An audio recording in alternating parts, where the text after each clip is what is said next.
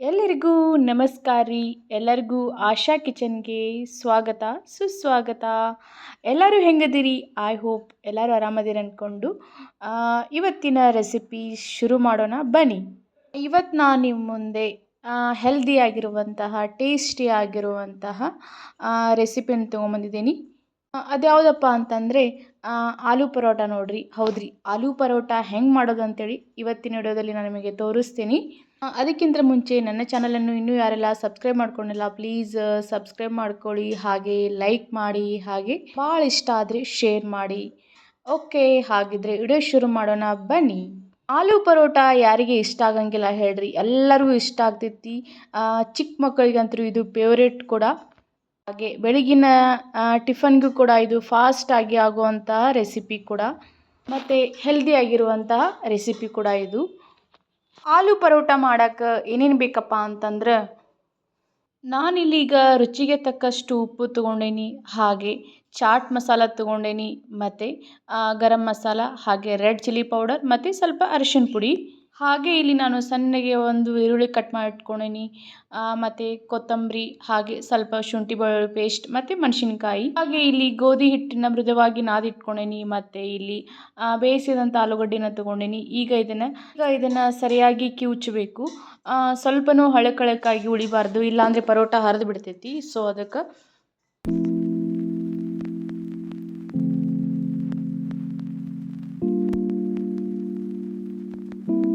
Okay, ಒಂದು ಪ್ಯಾನಲ್ಗೆ ಸ್ವಲ್ಪ oil ಹಾಕಬೇಕು. ಹಾಗೆ ಕಟ್ ಮಾಡ್ಕೊಂಡಿರುವಂಥ ಈರುಳ್ಳಿ, ಮೆಣಸಿನ್ಕಾಯಿ, ಕೊತ್ತಂಬರಿ ಹಾಕಿ ಈಗ ಸ್ವಲ್ಪ ಫ್ರೈ ಮಾಡ್ಕೋಬೇಕು.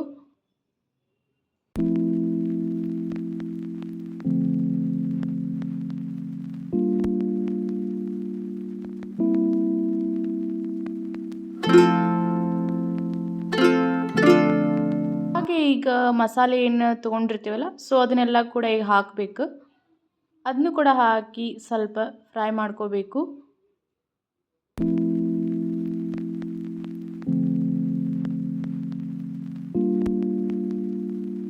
ಮ್ಯಾಶ್ ಮಾಡ್ಕೊಂಡಿರೋಂಥ ಆಲೂಗಡ್ಡಿನ ಹಾಕಬೇಕು. ಇದನ್ನು ಈಗ ಸರಿಯಾಗಿ ಎಲ್ಲ ಮಸಾಲೆ ಹತ್ತು ಮಟನು ಕೈಯಾಡ್ತಾ ಇರಬೇಕು ಒಂದು ಸ್ಪೂನಲ್ಲಿ.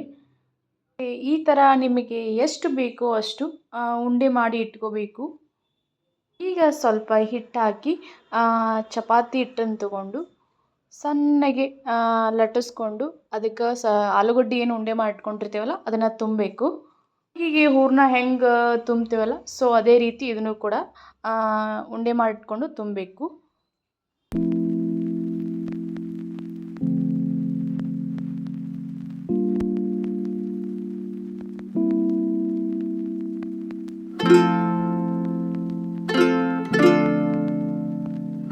ಈಗ ಒಂದೇ ಸಮ ಬರುವ ಹಾಗೆ ಲಟ್ಟಿಸ್ಬೇಕು.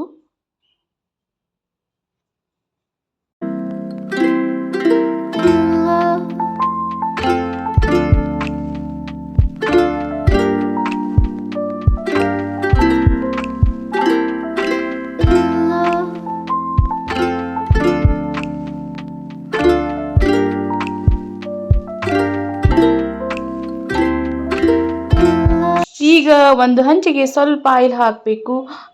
ಮಾಡಿಕೊಂಡಿರುವಂತಹ ಪರೋಟಾನ ಅದಕ್ಕೆ ಹಾಕಬೇಕು.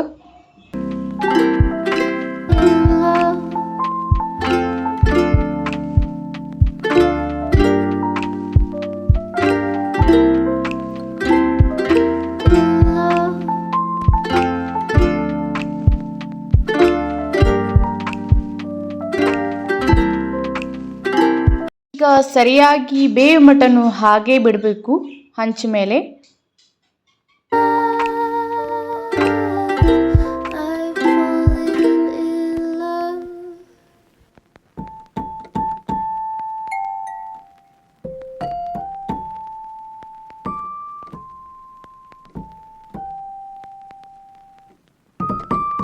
ಓಕೆ, ಈಗ ಬಿಸಿ ಬಿಸಿ ಪರೋಟ ರೆಡಿ ಆಯ್ತು ನೋಡ್ರಿ. ನಿಮಗೆ ಬೇಕಂದರೆ ನೀವು ತುಪ್ಪನೂ ಹಚ್ಬೋದು, ಹಾಗೆ ಬೆಣ್ಣೆನಾದರೂ ಹಚ್ಕೊಂಡು ತಿನ್ಬೋದು. ಮತ್ತು ಸೈಡಿಗೆ ಬೇಕಪ್ಪ ಅಂತಂದರೆ ಸಾಸು, ಇಲ್ಲ ಅಂತಂದರೆ ಕಾಯಿ ಚಟ್ನಿ ಇರ್ತೈತಲ್ಲ, ಸೊ ಅದನ್ನು ಕೂಡ ಮಾಡ್ಬೋದು. ಇನ್ನೂ ಇಲ್ಲಪ್ಪ ಅಂತಂದರೆ ಹಾಗೇನೂ ತಿನ್ಬೋದು, ಯಾಕಂದರೆ ಆಲ್ರೆಡಿ ನಾವು ಆಲೂಗಡ್ಡೆಗೆಲ್ಲ ಮಸಾಲೆ ಹಾಕಿರ್ತೇವಲ್ಲ, ಸೊ ನಡಿತೈತಿ. ಚಿಕ್ಕ ಮಕ್ಕಳಿಗೆ ಹಾಗೆ ಟಿಫನ್ ಬಾಕ್ಸ್ ಕೊಟ್ಟು ಕಳಿಸಿದ್ರು ನಡಿತೈತಿ. ನೀವು ಮನೆಯೊಳಗೆ ಇದೇ ರೀತಿ ಒಂದು ಸರಿ ಟ್ರೈ ಮಾಡಿ ನೋಡಿ, ತುಂಬ ಟೇಸ್ಟಿಯಾಗಿರ್ತೈತಿ, ನಿಮಗೂ ಕೂಡ ಇಷ್ಟ ಆಗ್ತೈತಿ. ಓಕೆ, ನೆಕ್ಸ್ಟ್ ಮತ್ತೆ ಸಿಗೋಣ ಇದೇ ರೀತಿ ಒಳ್ಳೆ ಒಳ್ಳೆ ಹೆಲ್ದಿಯಾಗಿರುವಂಥ ರೆಸಿಪಿ ಒಂದಿಗೆ. ಬಾಯ್, ಸಿ ಯು ನೆಕ್ಸ್ಟ್ ವಿಡಿಯೋ.